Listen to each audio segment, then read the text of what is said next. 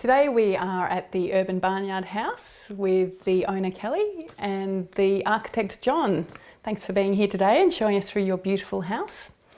Now maybe we should start off by finding out how you actually met John and how you decided to engage him as your architect.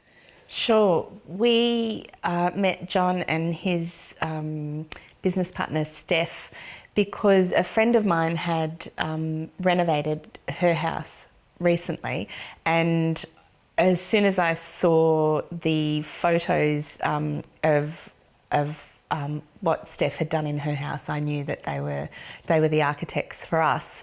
We'd already had a relationship with an architect that hadn't gone so well, and so we were a little, by that stage, tentative about working with another architect. So in the first instance, we had some drawings from that first relationship with the architect. And so in the first instance, what we had actually done was ask John and Steph to do a review of those because we felt that they didn't suit who we were, how we lived, and that the actual design just didn't work that well. So we had originally engaged them to just do a review. Once we'd met them and had that interaction with them, we then felt that we wanted to engage their services in a more extensive way.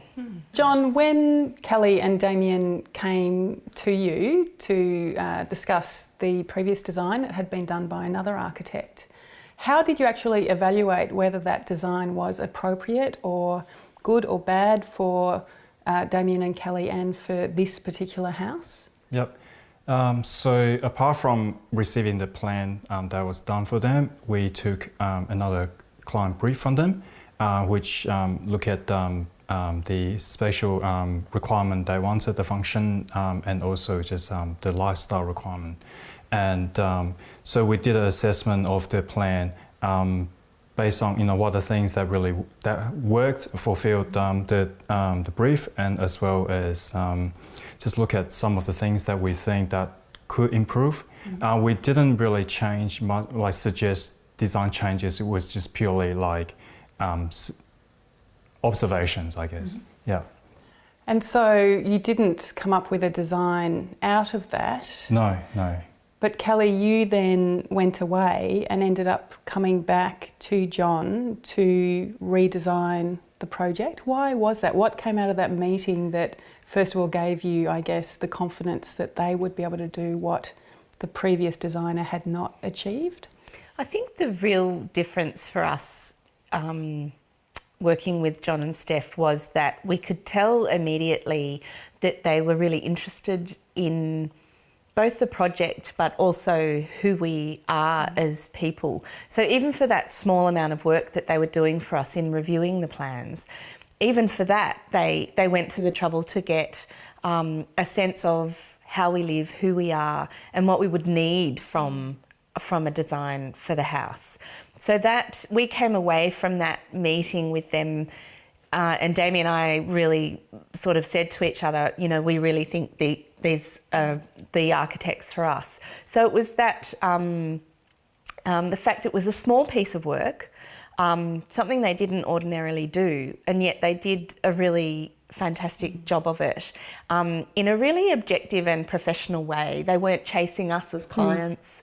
They were just delivering what we had asked for, and then actually a bit more. I think the interpersonal skills, John and Steph's just general authenticity and warmth were also big factors for us in choosing an architect.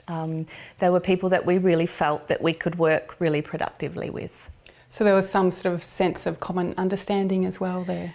Yeah, I think so. Once you started working with John and Steph, did you intend to have them present throughout the project, or did you sort of start stage by stage and it sort of grew and unfolded along the way? Yeah, we hadn't anticipated having them do the administration of the contract from the start. We really did it in a staged way. So first we had them do a review of existing plans that we'd already been given by another architect. And then we got them to do some concept drawings, concept design. But I think by the time that had taken place, we were on board, and we really felt that John and Steph would massively value add to, I think, our experience of the build, but as well as that, would really give us the confidence as we went along to make the many decisions that you need to make. And I think, having that sense of confidence and trust in them was probably the most important thing for us. So, we did originally, when we first started working with them, we were a little tentative because we had a bit of a bad experience with another architect. But once we had taken those few steps, we knew that we needed them for the entire process, and we were really glad that we made that decision. Fantastic. And John, I imagine as part of the process, you not only collaborated with the owners, with your clients, but you actually were involved with other consultants as well in assisting to get this project moving and built. What consultants did you use on this project beyond yourself? So the architects is the primary consultant. So we also, depending on the size and complexity of the job, we bring on other consultants to help us with various aspects of things. With this particular project, we needed a structural engineer, and then there was some soil report which was done by a geotechnical engineer. There's a building surveyor for the building permits, and also an energy rater for the energy rating, which was required as part of the building permit. Because of the level of the site, and which was quite flat, and also because we're not building to the boundary, so we didn't need a land surveyor, a land survey. One other consultant, which was important as part of this process, is a quantity surveyor for us, which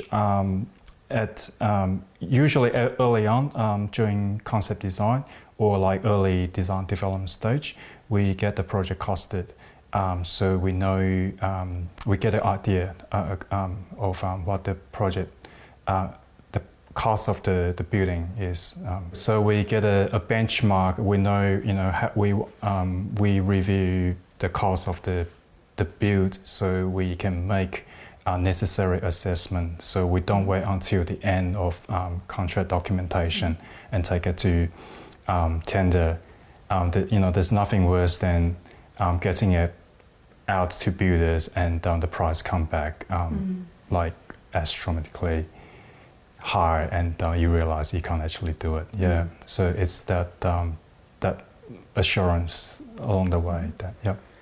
So with the consultants that were used, is that something, Kelly, that you had direct involvement with, or was it something that John and Steph assisted you with along the way? No, it was something that John and Steph assisted with. They've worked with consultants on other projects, and so we're really best placed to know which ones were the best ones to work with. They did give us a couple of options, and so that we could get quotes, and but the consultants that we used were sourced through John and Steph, other than the soil testing, which Damien had organised himself. But no, that was another service that John and Steph provided for us. And John, as part of that service, obviously sourcing the consultants is one thing.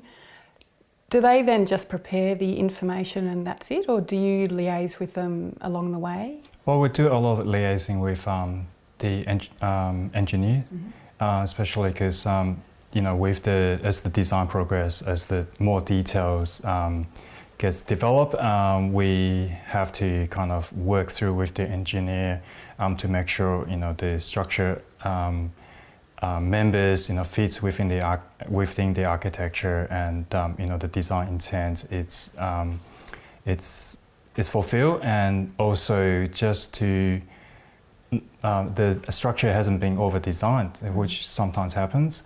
So with the costing, like say for example with the quantity surveyor, there is also a bit of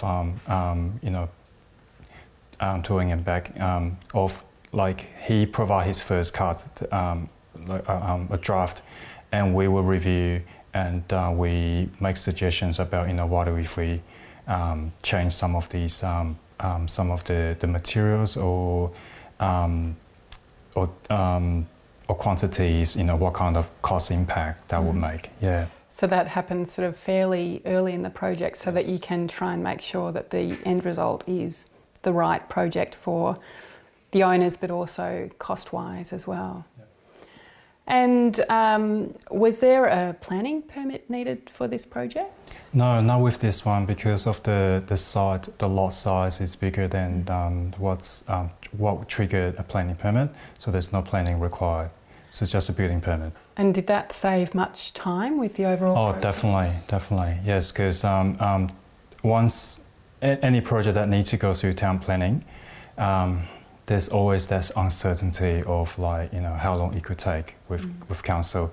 With this project, especially because time pressure, we do have the time pressure, because at the time when we were engaged, Kelly and Damien had already moved out of the house, so we were trying to kind of come up with the design, wrap up the documentation, and get to tender and find the builder and start construction ASAP.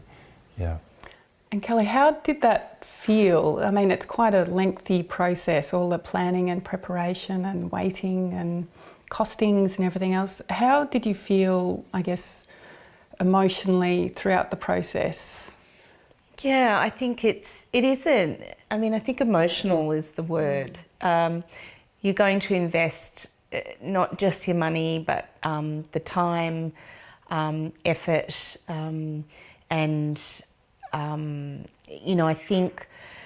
I think there's an obvious impatience to get this done. You've got this vision in your head of what your house is going to look like at the end of it, and you just want to get there.